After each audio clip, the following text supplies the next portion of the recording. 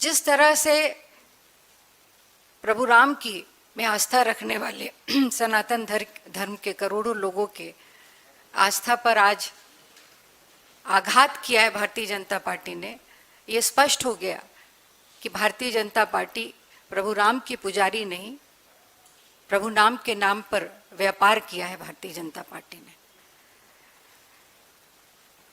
ये तो मामला आज सामने आया है कि किस तरह से चंदे का घोटाला हुआ है, पर मैं आप लोगों को थोड़ा सा पीछे ले जाना चाहती हूँ।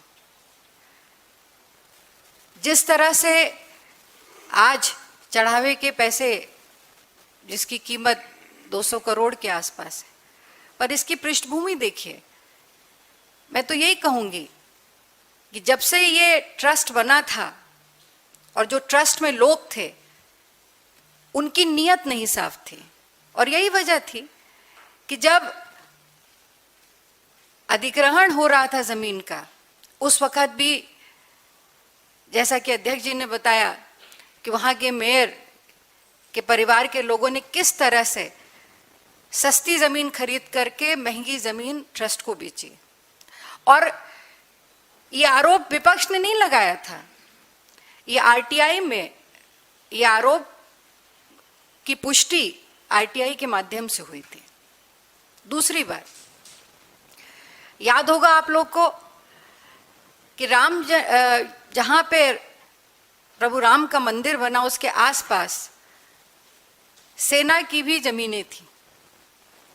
उस जमीन को भी डिनोटिफाई करके किनको दिया गया था?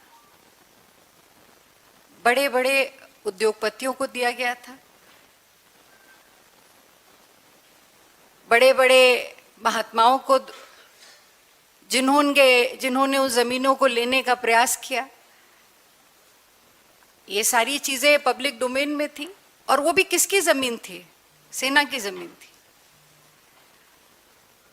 तो ये लगातार, चाहे उसमें श्री नाम जो आए थे, अभी तो उसकी जांच और पुष्टि हो ही रही है, पर जिन भी लोगों के नाम आए सेना की जमीन के साथ जिस तरह से उसको डिनोटिफाई करके गांव के गांव की बड़ी जमीन, कई हेक्टेयर जमीन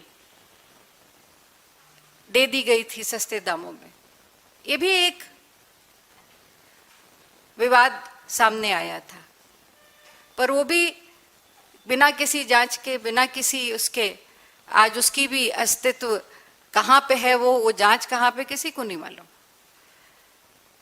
और तीसरी, जब ये मंदिर का निर्माण हो रहा था, आप सब लोगों ने पढ़ा होगा, देखा होगा, आप लोगों के प्रेस वालों के, प्रेस के साथियों के माध्यम से हम लोगों तक भी जानकारी पहुंची थी कि पहली बरसात में वहां की जमीन, वहां की सड़क धंस गई थी, जो कई सौ करोड़ की लागत से बनी थी। पहली बरसात में गर्भगृह के अंदर पानी टपक रहा था। क्या ये सनातन धर्म में विश्वास रखने वालों के साथ धोखा नहीं था?